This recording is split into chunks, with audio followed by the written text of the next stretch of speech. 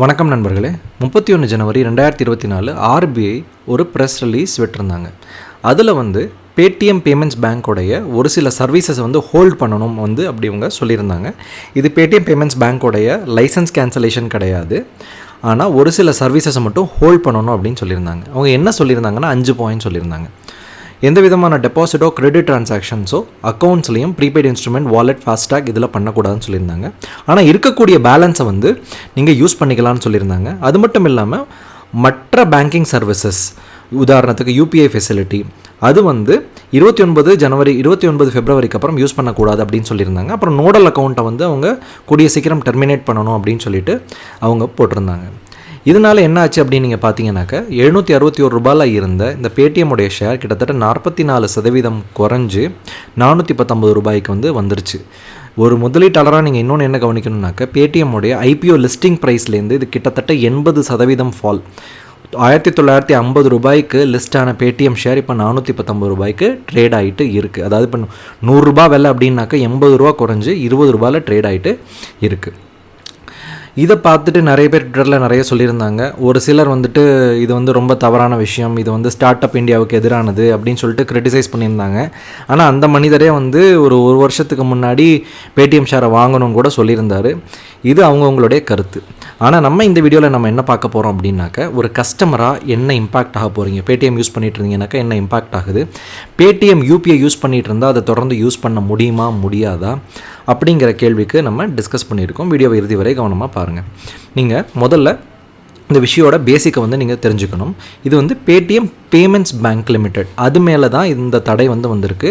Overall பேடிஎம்மில் இது தடை கிடையாது. ஸோ பேடிஎம் பேமெண்ட்ஸ் பேங்க்கோடைய ஓனர்ஷிப் ஸ்ட்ரக்சர் பார்த்தீங்க அப்படின்னாக்க, விஜய் சேகர் சர்மா, அதாவது பேடிஎம்முடைய ஃபவுண்டர், அவர் 51%, 197 கம்யூனிகேஷன்ஸ், அதாவது பேடிஎம்முடைய பேரண்ட் கம்பெனி 49% வச்சுருக்கிறாங்க. இதுதான் ஓனர்ஷிப் ஸ்ட்ரக்சர். ரெண்டாவது, ஒரு பேமெண்ட்ஸ் பேங்க்னா என்னன்னு தெரிஞ்சுக்கோங்க. ஒரு பேமெண்ட்ஸ் பேங்க்னா என்னன்னாக்க, அதில் டெபாசிட் 2 லட்சம் ரூபாய் வரை நீங்கள் போட முடியும். அந்த பேங்க்னால் நேரடியாக லோனோ கிரெடிட் கார்டோ இஷ்யூ பண்ண முடியாது. மற்ற பேங்க்ஸ்லேருந்து சோர்ஸ் பண்ணி டிஸ்ட்ரிபியூட் பண்ண முடியும், பட் நேரடியாக லோன் கொடுக்க முடியாது. ஏடிஎம் கார்டு இஷ்யூ பண்ணலாம், டெபிட் கார்டு இஷ்யூ பண்ணலாம், அப்புறம் mobile banking, online banking use பண்ண கொடுக்க முடியும் இந்த பேமெண்ட்ஸ் பேங்க்னால். இப்போது இந்த இஷ்யூவை நம்ம அண்டர்ஸ்டாண்ட் பண்ணிக்கலாம். என்ன மாறி இருக்குது, யூசர் மேலே என்ன இம்பேக்ட். இப்போ பார்த்தீங்கன்னாக்கா, பேடிஎம் பேமெண்ட்ஸ் பேங்க்கில் நீங்கள் பணம் வச்சுருந்தீங்கனாலோ அல்லது பேடிஎம் வாலெட்டில் வச்சுருந்தீங்கனாலோ, ஏன் பேடிஎம் வாலெட், ஏன்னா இந்த பேடிஎம் வாலெட்டை ஆப்ரேட் பண்ணுறது இந்த பேடிஎம் பேமெண்ட்ஸ் பேங்க் தான். அதுலேருந்து நீங்கள் எந்த விதமான பணம் ஆட் பண்ண முடியாது, சரிங்களா? இது இப்போ உங்கள்கிட்ட இப்போ ஒரு 1000 ரூபா பேலன்ஸ் இருக்குது, இன்னொரு 1000 ரூபா போட்டு நீங்கள் இன்னும் யூஸ் பண்ணணும்னு நினைக்கிறீங்கனாக்கா அது பண்ண முடியாது. ஆனால் இருக்கக்கூடிய பேலன்ஸை நீங்கள் யூட்டிலைஸ் பண்ண முடியும். ஒன்று அதை வித்ட்ரா பண்ணிக்கலாம், அப்படி இல்லை அப்படின்னாக்கா நீங்கள் வேறு எதுனா நீங்கள் ஸ்பெண்ட் பண்ணி அதை யூட்டிலைஸ் பண்ணிக்க முடியும், சரியா? இது பேடிஎம் பேமெண்ட்ஸ் பேங்க் அக்கௌண்ட், அப்புறம் வாலெட்ஸ், இது எல்லாத்துக்குமே உங்களுக்கு பொருந்தும். இது மூலியமாக ஃபாஸ்டாக் யூஸ் பண்ணுறீங்க அப்படின்னாக்கா நீங்கள் அது மூலியமாக ரீசார்ஜ் பண்ண முடியாது. சரி சார், இப்போ இதனால் என்ன அடிஷ்னல் காஸ்ட்? இப்போது இதுலேருந்து ஒரு சில ப்ரெஸ் ஆர்டிகல்ஸ் வந்திருக்கு.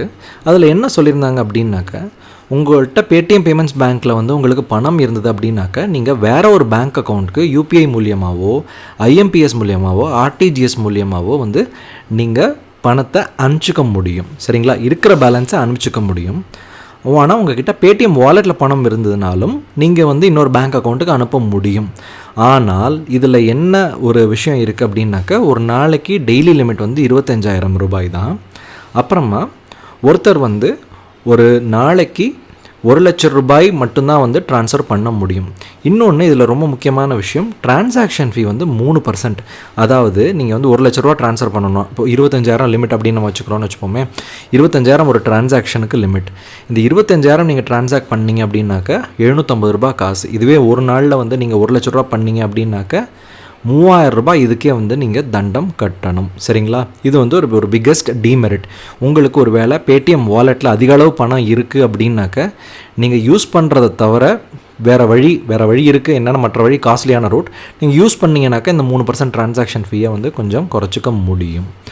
சரி, முக்கியமாக இந்த கேள்வி தான் நிறைய பேர்த்துக்கு. வாலெட் ஓகே சார், நான் பேடிஎம் யூபிஐ சர்வீஸ் யூஸ் பண்ணுறேன், என்னால் 29 ஃபெப்ரவரிக்கு அப்புறம் யூஸ் பண்ண முடியுமா அப்படின்னு நிறைய பேர் கேட்பீங்க. இதுக்கு பதில், இதுவும் வந்து இந்தியா டுடே போட்டிருந்தாங்க.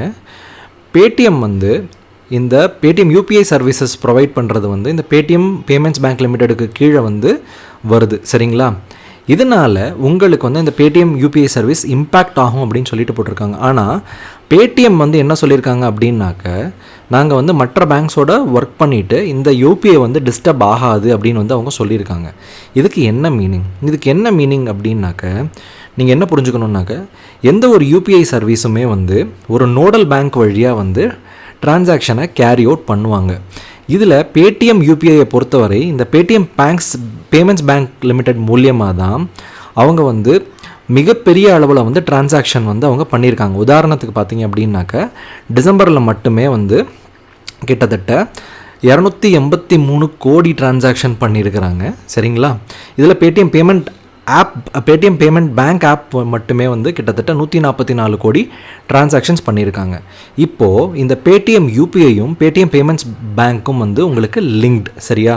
இப்போது இந்த பேடிஎம் பேமெண்ட்ஸ் பேங்க் வந்து இவங்க வந்து இந்த சர்வீசஸ் கொடுக்க முடியாததுனால பேடிஎம் என்ன பண்ணணுன்னாக்கா, வேறு ஒரு பேங்க் கூட இந்த சர்வீசஸை வந்து டைப் பண்ணணும். டைப் பண்ணால் மட்டும் போதுமா? அதுக்குண்டான சிஸ்டம்ஸ் டெக்னாலஜி எல்லாம் வந்து 29ஆம் தேதிக்குள்ளார வந்து அவங்க பண்ணி முடிக்கணும். பேடிஎம்மால் பண்ண முடியுமா? கொஷின் மார்க் தான். ஸோ அவங்களால பண்ண முடிஞ்சதுனாக்க இம்பேக்ட் ஆகாது. ஆனால் பண்ண முடியலை அப்படின்னாக்க இந்த அளவு லோடை வந்து பேடிஎம் யூபிஐயால் ஹேண்டில் பண்ண முடியுமா அப்படிங்கிறது கொஷின் மார்க் தான். சரிங்களா? சரி, இது வந்து ஆர்பிஐ செஞ்சது சரிங்களா? இது நிறைய பேர் வந்து இந்த ஸ்டார்ட் அப் ஃபவுண்டர்ஸ்லாம் வந்து தப்புன்னு சொல்லிட்டு இருந்தாங்க. ஆனால் என்னை பொறுத்தவரை இது வந்து ரொம்ப சரியான விஷயந்தான். ஏன்னா ஆர்பிஐ வந்து அவங்களுடைய ப்ரெஸ் ரிலீஸ்லேயே சொல்லியிருந்தாங்க, அவங்க வந்து ஒரு காம்ப்ளைன்ஸ் இஷ்யூவை கண்டுபிடிச்சி அதுக்கப்புறமா அடிக்குவேட் டைம் கொடுத்து அதுக்கப்புறமா தான் வந்து அவங்க பார் பண்ணுவாங்க.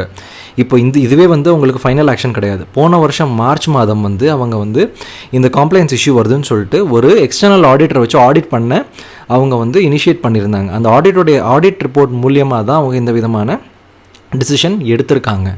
ஏன் இது மற்றவங்க மேலே எடுத்தது இல்லையா? ஏன் ஹெச்டிஎஃப்சி எவ்வளோ பெரிய பேங்க், ஹெச்டிஎஃப்சி பேங்க் கூட ஒரு 2 ஆண்டுகள் 3 ஆண்டுகள் முன்னாடி ஹெச்டிஎஃப்சி பேங்க் வந்து கிரெடிட் கார்டு இஷ்யூ பண்ணக்கூடாது அப்படின்னு சொல்லிட்டு அவங்க வந்து பார் பண்ணி வச்சுருந்தாங்க. அந்த பார் கூட ரீசெண்டாக தான் வந்து லிஃப்ட் ஆச்சு. ஸோ இது வந்து ஆர்பிஐ எடுத்த ஆக்ஷன் 100% என்னை பொறுத்தவரை சரிதான். ஒரு முதலீட்டாளராக நீங்கள் என்ன பண்ணணும்? நிறைய பேர் வந்து பை த டிப் அப்படின்னு சொல்லிட்டு வந்து அவங்க வந்து ரெக்கமெண்டேஷன் கொடுத்துட்ருப்பாங்க. 1950 ரூபாயில் இருந்த ஷேர் வந்து இப்போது 400 ரூபாயில் இருக்குன்னு சொல்லுவாங்க. ஆனால் ஒரு இன்வெஸ்டராக நீங்கள் யோசித்து இது சரியான முடிவா, இந்த நிறுவனம் பின்னாடி வளருமா அப்படிங்கிறத வந்து நீங்கள் பார்த்து எடுக்கணும். இது உங்களுடைய முடிவு, கேர்ஃபுல்லாக எடுங்க. இந்த வீடியோ உங்களுக்கு பயனுள்ளதாக இருக்கும் அப்படின்னு நான் நம்புகிறேன். இந்த வீடியோவை உங்கள் நண்பர்கள்ட்ட ஷேர் பண்ணுங்கள். எங்கள் சேனலுக்கு சப்ஸ்கிரைப் பண்ணுங்கள். நன்றி.